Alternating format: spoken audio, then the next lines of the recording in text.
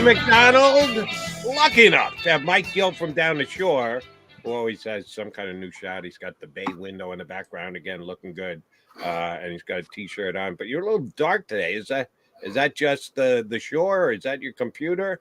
You're a little Darth Vaderish today, Studley. What's up there? I don't know. I'm sitting in a spot that I'm normally. Maybe I don't know. I'll change those bulbs. Come on, Mr. FYI. By the way, no snow down the shore. None? Yeah. Zero? None.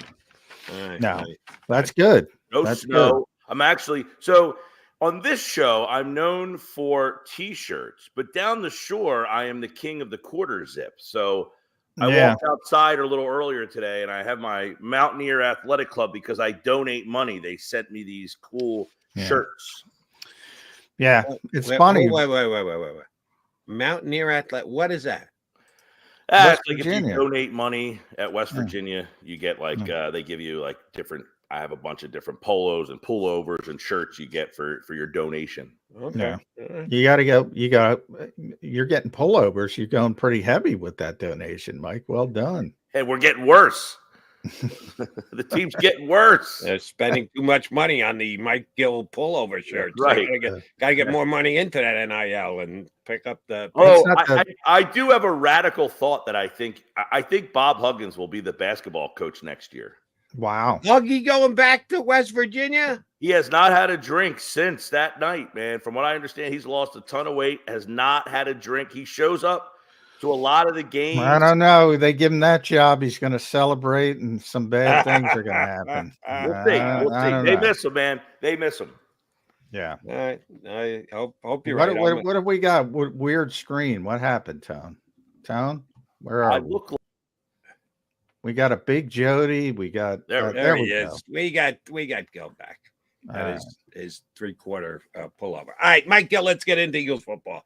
Haason Reddick yesterday set the record straight. He never asked for a trade with the information that was disseminated on Sunday, which, by the way, I said this last night on WIP. You agree with me? All three of us are old enough to remember what the Friday news dump was all about. That if you wanted to get a story out there, but you didn't want much coverage on it, you put it out there late Friday afternoon. The Saturday newspaper, like Yo Thick, television coverage lesser because they're moving to their weekend people. I didn't know we were going to get the Super Bowl Sunday morning news dump. Yeah. That under the radar because they kind of got an important game coming up later in the day for all the marbles. The Eagles tried to sneak this one out there. There's no question that the Eagles were the ones who put this information out, correct? Yeah, I think this one's pretty simple to connect the dots. I mean, I likened it to the Jerry Maguire movie with Rod Tidwell, where the agent says, hey, we need to talk about his contract. And, the Eagles are kind of like, not now. If you want to go find someone that you think is going to give you more money, feel free. But we're okay with where we're at. And then it's, we gave him permission to seek, or the Eagles gave us permission to seek a trade if we won. So then he says, I never asked for a trade. No, but you asked for a raise most likely. Exactly. The Eagles were not interested in – look, the Eagles are in a spot where they got burned by the 30-year-old guy last year. They gave Bradbury the deal after the big season he had, and then he was not very good. No. Reddick is in a spot where nobody's suggesting he didn't have a good year, but the Eagles have to get back to their roots of, do we let you go the year too early, or do we sign you again and get stuck? And I think they're in that spot where they are in a really weird position. Are they a contender in their mind, or do they have to make the smart decision here and say, we can't afford to get stuck with a guy who's losing a step? Not suggesting he is losing a step, but what if he does and you're stuck on an extension with him? They're in a really interesting spot here. So I can understand them saying, go see if someone else wants to pay you and we'll work out a deal. If not, you're going to have to play on that deal, because he's got two options as I see it. He finds someone else who wants to A, pay him an extension and the trade gets consummated, or B, he's got to come back with his tail between his legs because he couldn't find another deal, right? No, I think there's a C. I think Darius Slay is the C. Basically, you come back and you say, all right, 25 million, whatever isn't out there. Eagles give him more money up front because this is the final year of his contract. They extend it by a year. They put on a couple void years. He gets, I don't know, I'm just spitballing. He gets somewhere in 40 million guaranteed, and the Eagles get salary cap relief because his salary cap number this year is scheduled to be near 22 million. So the Eagles have some urgency as well. They don't want to pay him that cap number. The salary isn't a problem. The cap number is a problem. So the adjustment, the short-term adjustment, like they did with Slay, that would be door number C, and I would say most likely still. Well, yeah, you could. Okay, so then you can say that either way, the Eagles get what they want. Then they don't have to give him this extension, and they're getting him on a deal that's more cap friendly for them. But the crux of it is, and the player gets more money. We're telling you to go out and show us you're worth more money, and that door is not going to be open for him, most likely. Now, there's been some reports, I think Jordan Schultz, who reported this yesterday, was, there's going to be a lot of interest on him. Well, yeah. Sure, there's going to be a lot of interest in trading for him, but what about extending him? Are those two married? Yeah. Well, the world, should I give some inside baseball? The world of information brokers, hat tip Mike Sealski, he created that, is about, you're getting information from the agents. And you have to spin to get that information. You have to spin things very positively for the clients, in this case, Haason Reddick. So that's when you see, I don't know, Sean Desai, whoever it was, Ian or Adam, Sean Desai is going to have a lot of interest in defensive court. No, he's not. We all know he's not, coming off what happened here, but that's sort of the information broker aspect of it. And for anyone that, the Eagles, typically you'll say, Adam will have something like this, where I think Ian broke this, and you try to confirm it with the Eagles, and sometimes they can, sometimes they can't, and it'll be a quick little league source yes, league source no, blah blah blah.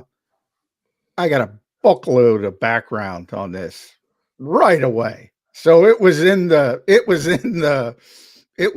chamber ready to go. So that's sort of a little bit of the background of how this stuff unfolds. But yeah, I mean, obviously Haason's a very good player. Are there going to be multiple teams vying to pay him top of the market money? Probably not. Yeah. Probably not. And I'm sure the Eagles are pretty confident in that. Yeah. And that they would then have the ability to say, we can do this for you, but we're not going to give you 3 years at top market value. And sometimes precedent is there. Unfortunately, we did it last year and it burned us. Now we're stuck with Bradbury's deal, which if we want to get out of it, we're still on the hook for what? Almost $12 million. Not a business we want to end up getting in. Right. But here's what I think you're not putting enough emphasis on, Mike.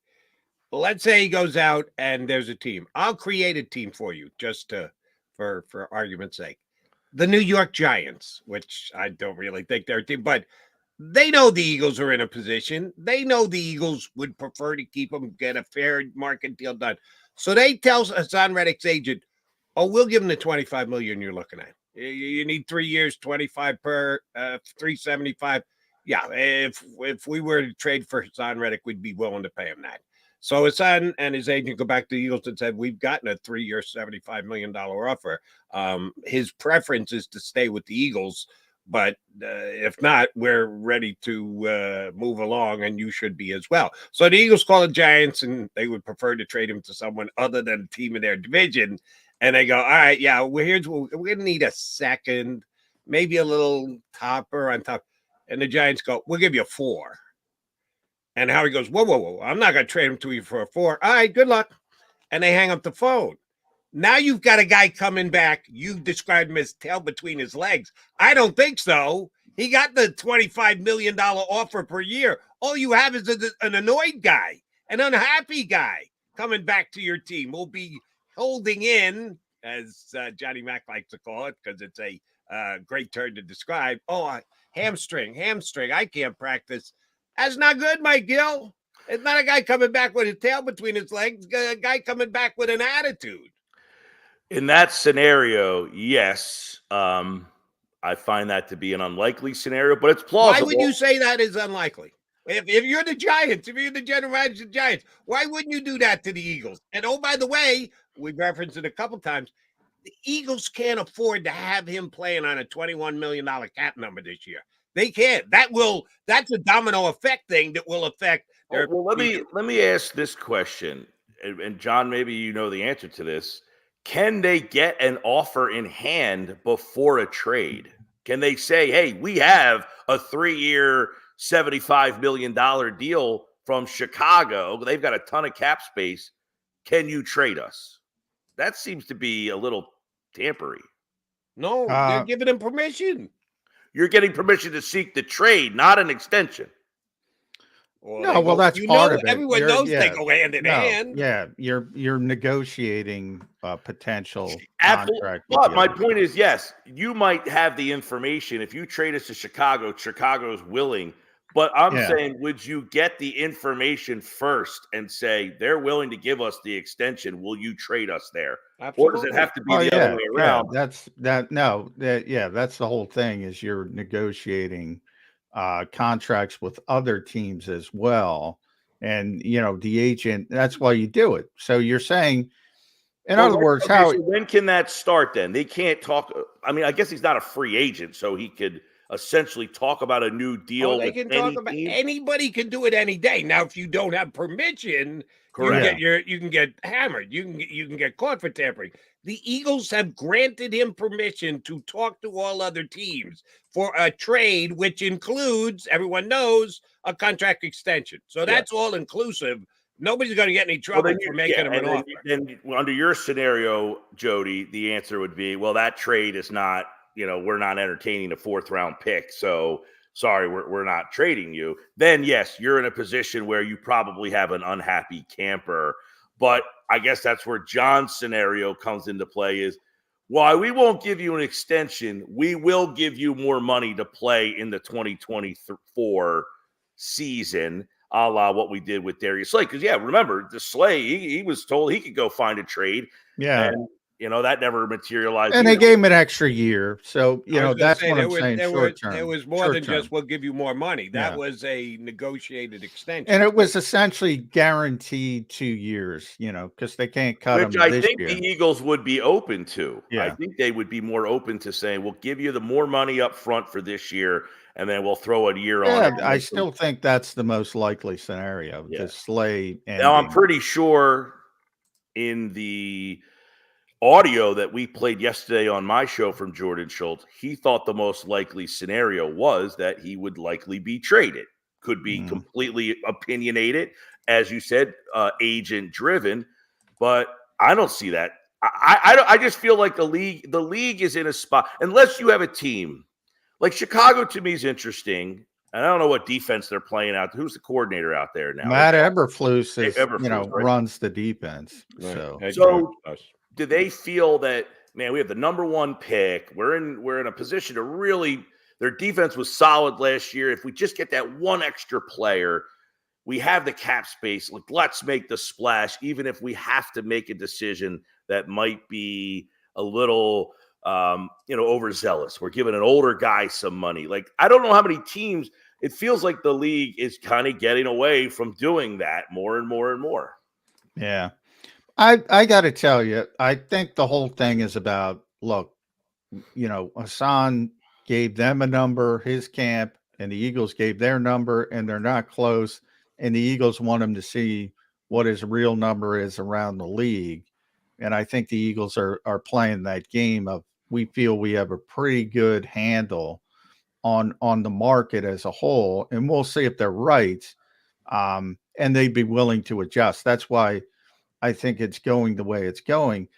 Part of the problem is if they trade him, right, you want a draft pick this year, in theory. But if you trade him pre-June 1st, you're taking on 20 something million in dead money, and you're getting 1.2 million in cap savings. So you trade him post June 1st, and the numbers go down to 6 million in dead money, 16 million in cap savings. Well, that doesn't help you in the draft, though, Right. because you can't. It's not like a release where you can designate it post June 1st. A trade, you can't do that. You don't think this is a scenario where the Eagles are just looking to get out and take 7th, 6th round pick, right? No. I think it's exactly what I said. I think it's a Slay scenario. Mm-hmm. You get an extra year, you get more money up front. So the player, that's the compromise. So the player gets more money up front. He gets essentially 2 years worth of salary, most of it up front, because the actual salaries will be very low.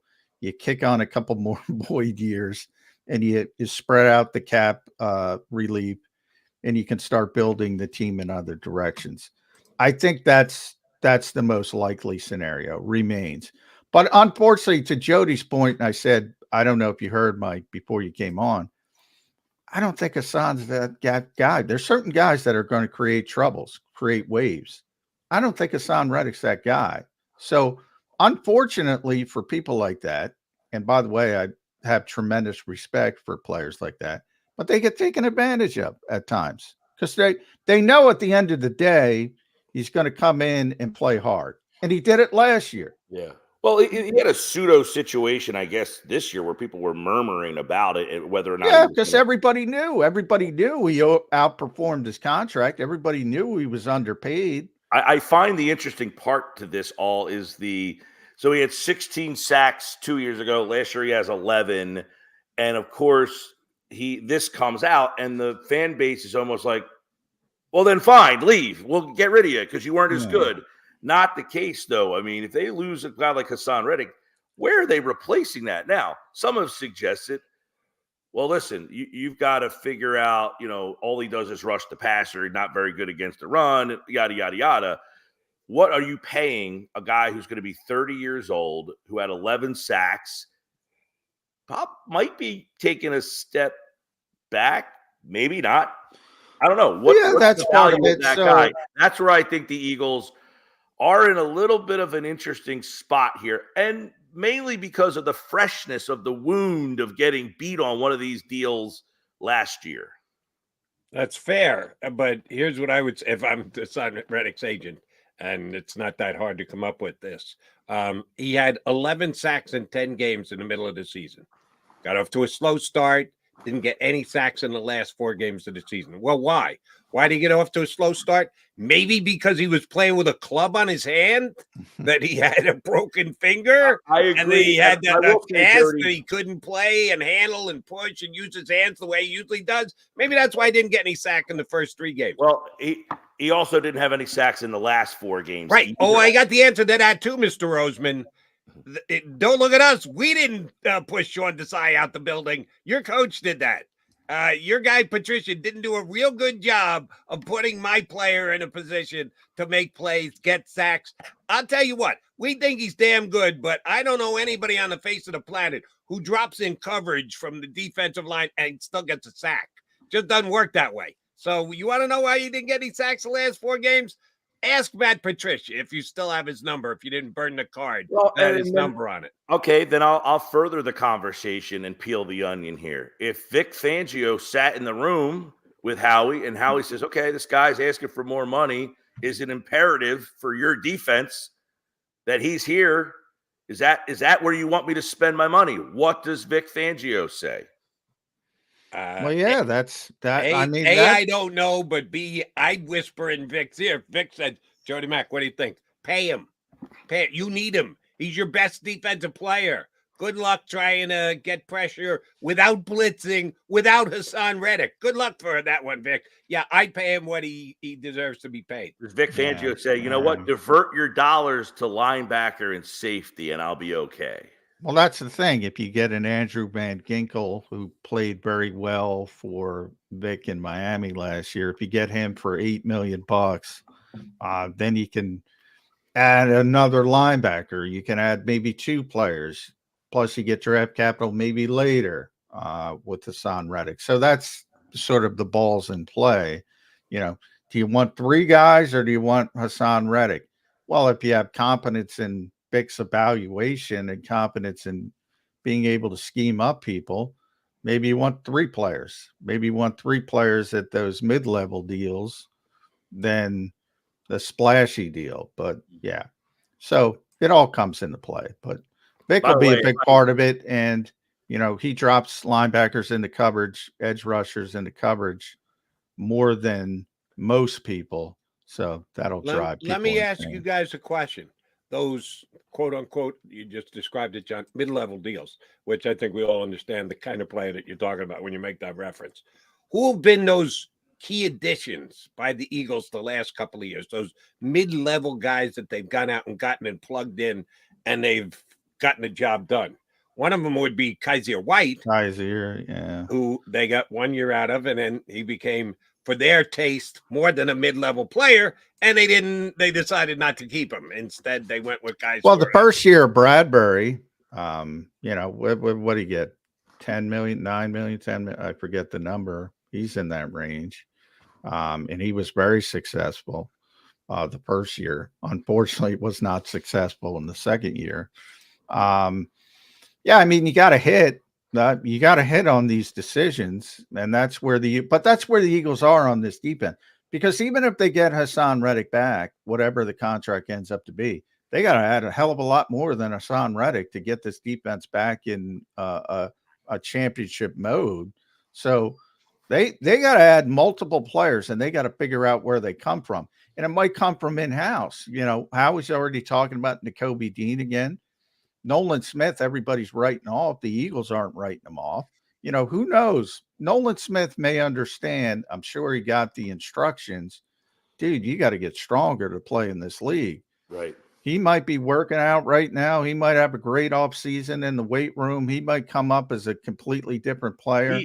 By the way, he played more snaps in the playoff game than any other game he played all season. So where did that all of a sudden come from? Like, hey, I got an idea. Let's play this guy we haven't played all season long in the playoff game. Man.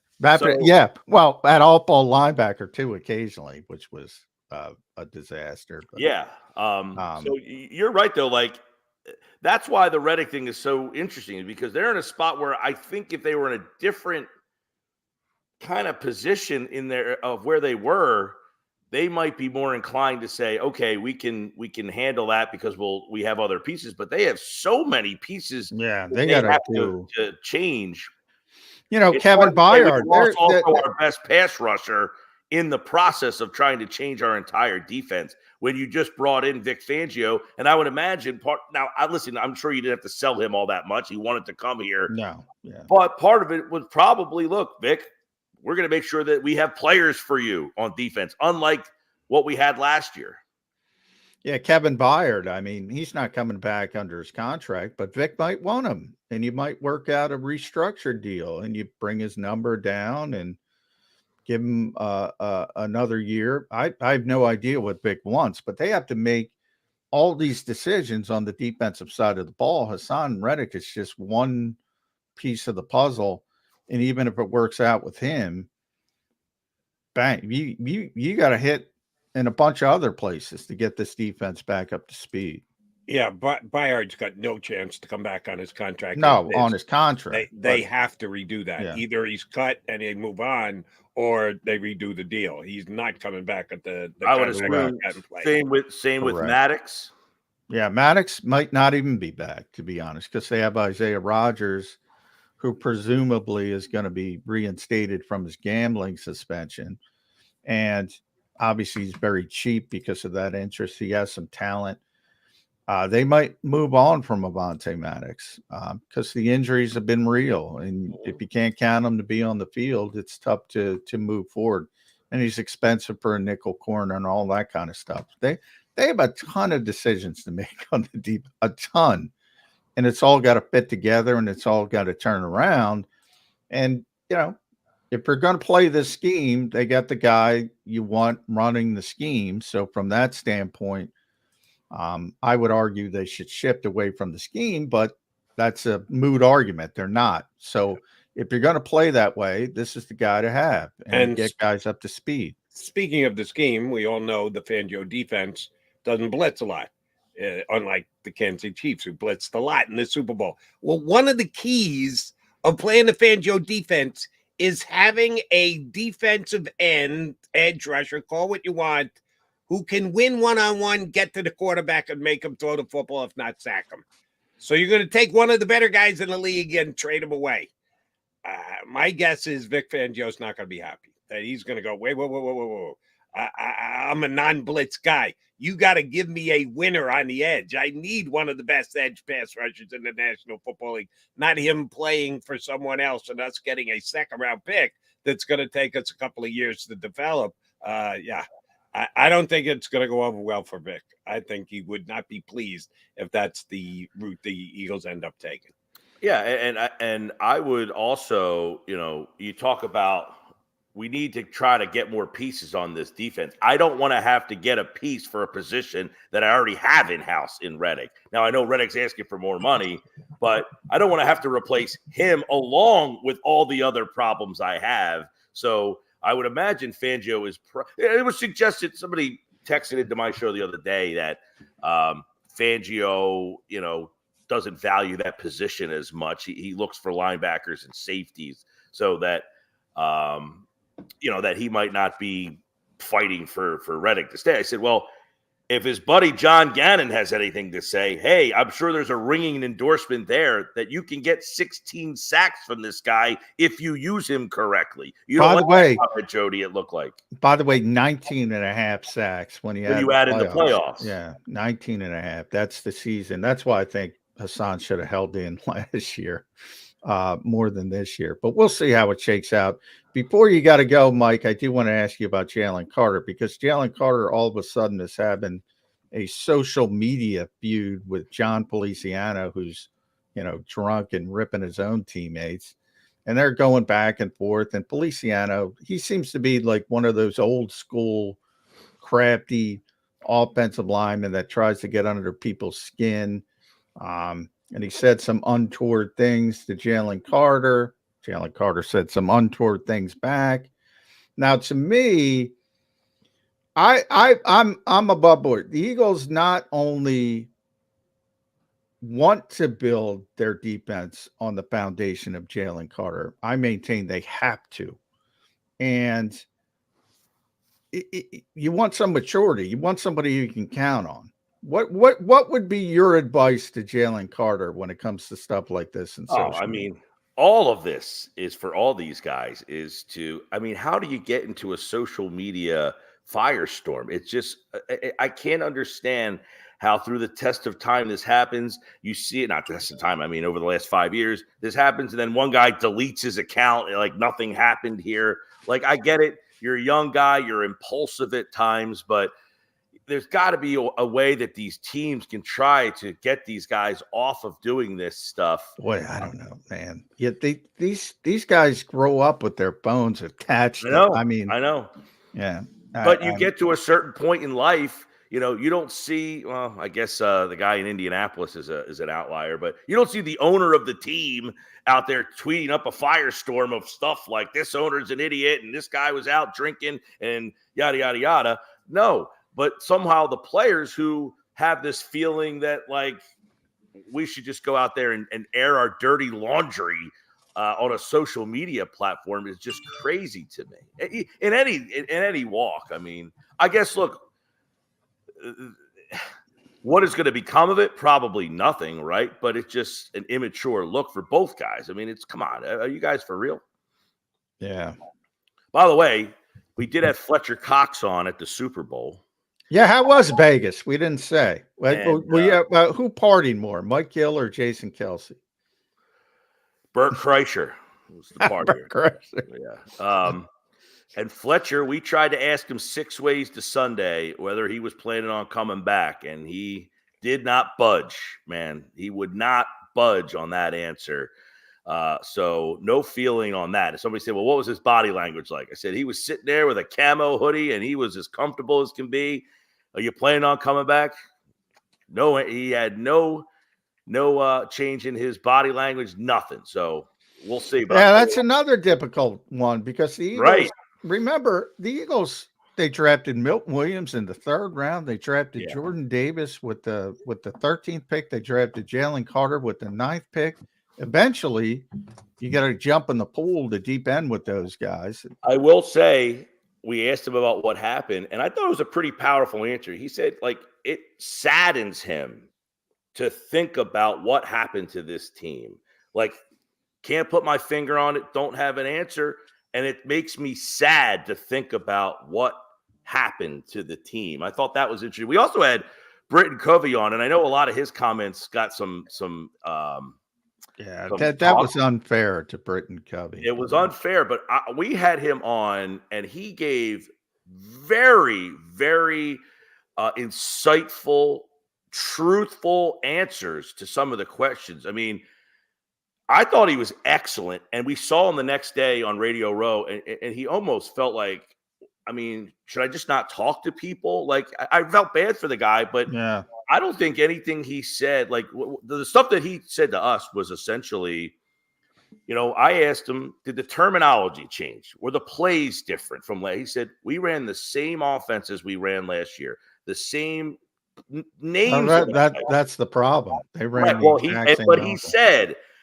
and teams adjusted to us over the offseason, and we didn't make the adjustment. And that, to him, he thought was the big problem. Was he said, of course we have blitz packages and hot routes and all that stuff. He said, but teams, they adjusted to us and we didn't adjust. So one of the questions I asked him was, did you think you would have been better served to have a more veteran offensive coordinator at the beginning of the year? He said, I love Brian. He went to Utah. I thought he did a great job, but it wasn't his offense, and we probably would have been better off if we had somebody who was a little bit more veteran at that job. And I thought he was being honest. Like, hey, we had problems. Yeah, Britton's very honest, man. He is very, very honest. I give that kid a lot of credit, and I thought he was excellent with us. Saw Devontae Smith and Jordan Davis hanging around the bounty tent. They were out there for bounty. There was a lot of Eagle representation out in Vegas. Yeah, obviously the Kelce's, Jason, everywhere. Yeah, a lot of guys. Bounty, paper towels. What was the other? Donovan McNabb for a little while. Good to see old number 5 will always love you. Andy Reid. I saw you got the picture with Andy Reid again. That guy. My best encounter of the week, Jody, was Joey Chestnut at the bar. No, Joey Chestnut was hanging, sitting there all by himself, throwing back a couple pops, and did you buy him a hot dog? He was there I did not buy him a hot dog. He was there to judge the hamburger patty eating contest thrown by Max Crosby, and he was just sitting there at the bar, had a big old stein, and I walked up, I ordered a beer, and I looked over, I said, are you Joey Chestnut? Nice guy. Hung out for like 2 hours. I mean, the guy he hung out with us for the night. Good to know. Yeah. Well, it seemed like a good guy. Now, how do I judge? He's slamming hot dogs down his throat. What an amazing story. Eating interviews seemed like a good guy to me. I'm not surprised that you say that, Michael. What an amazing story. I asked him how he got into the whole, I mean, the story is unbelievable about how he kind of got involved in doing this and how he figured out that he could do it. You know, it's just like wetting the buns and all that stuff. By the way, I asked him, has he kept in touch with Kobayashi? Yeah, Kobayashi. Yes. Legend. I was doing some digging at the bar, Jody. I was being a journalist. Well, then give us the answer. Does Kobayashi still, is that the end of it? Do they talk twice a week? How often do they converse? He spoke to him, but that's all I got. That's all I can give you. That's all I can give you. Did you meet Bert Kreischer? I did. Bert was supposed to come on my show, and I think he may have been overserved. And was a little. I did talk to him twice about coming on, and I talked to his people. They actually emailed me the night before confirming that he was coming over and that he would be coming from table 65 to just, and then at 11:29. We were supposed to have him at 11:30. I got an email saying he wasn't going to make it. Oh, he was overserved the night before. I was going to say that's a good time if you've been overserved in the morning. Well, you're yeah. having a good old time. If He's you've been supposed to over there. be he's supposed to be a machine, Mike. He's supposed to be able to get through that. But yeah, He was walking around. I think he might have been a little tired. All right, last thing, Mike. Oh, by the way, Jody, You'll- I did see The Rock. You wow. saw him, but you didn't converse. You didn't ask him. Did you go over been to in the press contact with conference? Kobe Did you He go over? was The Rock. Jordan Mailata was talking, and The Rock pushed everybody out of the way to go talk to Mailata. Yeah. Yeah. The I Rock- saw that picture of Jordan. Jordan dwarfed Rock, and Yeah. Rock's a big dude, man, to say He the is, least. and Jordan was making the rounds. He was having a ham of a time. Yeah. Good for him. All right, last thing before we let you go, Gill. Today, you'll appreciate this as a radio guy. WIP is having fun with Valentine's Day, and please feel free to leave a message for Jason Kelce. Tell him how much you love him, how much you want him to stay, continue his career, blah, blah, blah. I've done a 180 on this. I've been saying all along I believed he was going to stay after this past week with interviews with every media outlet on the planet, and his brother winning, and him doing an interview on Chris Long's podcast saying the Eagles, not we. Yeah, I've had to admit, if I'm a betting man now, I'm changing my bet. If I could buy back my he's playing bet, I double down on my he's not playing bet now. But WIP is going to try and pull his heartstrings a little bit today. Where you at on whether Jason Kelce's going to be an Eagle or not next year? You know, that was a big topic. Obviously, he was everywhere out there. And I'm thinking, okay, is this a sign that he's enjoying this so much that he just doesn't want to go back to play? Or is this a sign that all of this makes him want to go back and stay a part of it? You know, there was some reports that he was meeting with executives and all that stuff. This guy will be able to do whatever he wants when he's done. In fact, WIP shouldn't be asking him to stay with the Eagles. You would think they were probably going to hire him to work there once he's done. So you don't want him going back to the Eagles. So don't take messages. Tell him to retire so you can get him on the staff is what you would be doing. But I think that all of this tells me I think Kelce's going to play again. Wow. And I was on your side, Jody, where I watched that Kelce documentary. And I felt firmly like he's married with the 3 girls, and his whole thing in that video, in that Prime video, was it's tough to walk around and it's getting harder and harder. And I just don't know what I'm going to do afterwards. Well, he's got this podcast now. He's found what he wants to do. He's got the TV. He's got his next gig. He doesn't need to go back to this. But there's something that watching his brother win this. Yeah. Makes Well, me he doesn't want to lose to his brother again. He wants to take one more shot at this. Now, if he comes back, is that a sign that he thinks? But speaking of Jordan, I forget which show, but Jordan was pretty. Now, Jordan Mailata, I'm talking about. His personality is, amped up as well. He said, "Come on, man, he's not coming back." Either Jordan is trolling us. If he comes back, is that a sign that he thinks this team is competitive enough? Oh, he already said. Absolutely. He said on Chris Long's podcast that the Eagles are very good and they should be ready. And he kept saying, Jody brings this up. He kept saying the Eagles. He didn't say we. He kept saying the Eagles on Chris Long's podcast. He said they're very good. And he mentioned, I don't want that to play into my thinking. In other words, good, bad, indifferent. He doesn't want to come back just because they're a contender because of what you said about his kids. And can he handle the grind? Can he give the team everything? That's what he wants to focus on. Yeah. And that's difficult. People say he's healthy. He ain't healthy. He's never healthy. He's tough and he bites through stuff and he plays through other stuff that people would sit down. Every time at the end of the year, he is banged up to a ludicrous degree. I got to think, though, he looks at that offense and a new coordinator coming in thinking we can be special with this offense. Maybe I give it one more shot. I was on the other side, too, Jody, where I said, I think he's done. All the stuff that he said in that documentary makes it feel like, okay, I need to find what I'm going to do after the girls. He found that, everything. I feel like I think he's gonna come back. Yeah, and here's one last piece of the puzzle. He's banged up, what did you just say, John, to a ludicrous degree after every single season? Then what the hell is he doing riding the sled at the Pro Bowl? What the hell is he doing taking his shirt off and crawling out into the crowd to get a kid to bring him in? Self-medicating. If he's ludicrously hurt, then he should be sitting down and relaxing and taking care of himself. Jason, he laughs at ludicrously hurt. He turns his nose up at ludicrously hurt. I don't think that's why he's stepping away. If he steps away, so be it. Talks about it all the time. Talks about it all the time. Because people said he's healthy. He said, I'm not healthy. Talks about it all the time. In the Kelce Prime video, he said, like, it's harder and harder just to get out of bed in the morning. So, I mean, this isn't news to people who play football. I mean, their bodies are beat up. They have a hard time.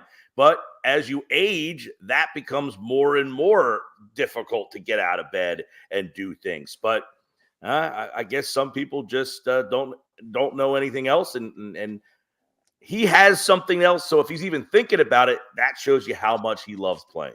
He's got options. That's a nice place to be when you have options. And Jason's got a lot of options.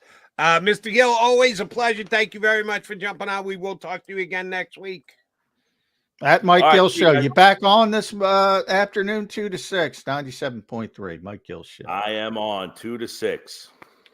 Be listening and or texting Mike Gill. He does the whole texting. We do the check-in on our stream thing. We may even respond to a couple of our streams here today. Thank you, Mike. Mike Gill from down the shore here with us on Birds 365. Hey, Birds fans, here's your chance to save up to 40% on your car insurance right now from one of JAKIB Sports' great partners. Here's what you need to do. Call one of their managing partners. That would be either Jim or Fran, and tell them you're a friend of JAKIB Sports and Birds 365.